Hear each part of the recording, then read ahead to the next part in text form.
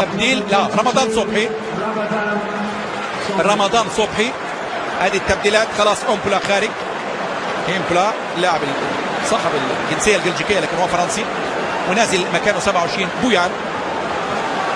بويان مكانه اللاعب الاسباني. التبديل الثاني لستوك سيتي في العشر دقائق الاخيره. خروج ضيوف 18 ونزول رمضان صبحي رقم 32. كده تنشيط هجومي صريح. كده واضح ان مارك هيوز خلاص بيدفع بكل اوراقه الهجوميه في هذه 30 بديلا لأمبلا بويان وبديلا لضيوف رمضان صبحي. اجرى مارك هيوز الثلاث تبديلات. تحضير في نص الملعب. كره تعود لستيكلنبرغ. الكره رمضان على التنفيذ. محاوله البحث عن التعادل ودي ضربه راس ومحاولات. ادي رمضان يمرر لبويان. مقطوعه التمريره. لسه قائمه المحاوله. لسه تاني الان والمحاوله والتصويبه القويه لكن تصطدم باقدام بكاس الرابطه البطوله الوحيده في تاريخه.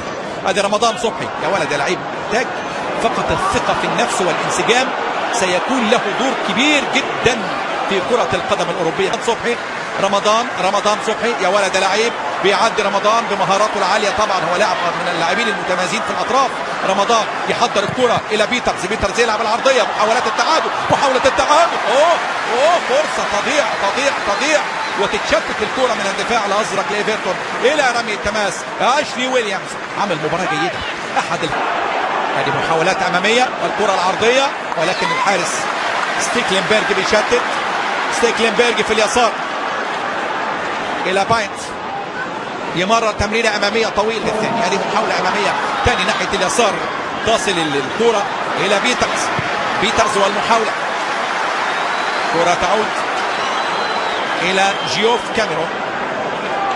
كاميرون. يلعب الاماميه. لاعب طبعا عنده 31 سنه امريكي 5 مواسم مع الفريق من فريق هيوستن دينامو. هذه محاوله الى بيترز الى رمضان صبحي. لازم يكون في تحركات.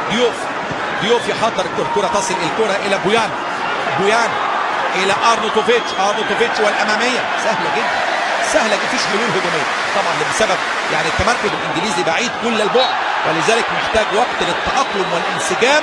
سيكون لسه طبعا شاب صغير 19 عام. هذه عرقله وضربه حره مباشره. الثواني الاخيره مشاهدينا من الوقت الاصلي لشوط المباراه الثانيه. عصبيه باردسلي. عصبيه لاعب ستوك سيتي. عصبيه بدون فايده وبدون داعي وفي النهايه هدف مقابل لا شيء. لكن السؤال وبين ذكرين هذا الهدف وضربه الجزاء صحيحه ام لا؟ فيها شك كبير جدا انها غير صحيحه. ضربه حره مباشره. اللقطات الاخيره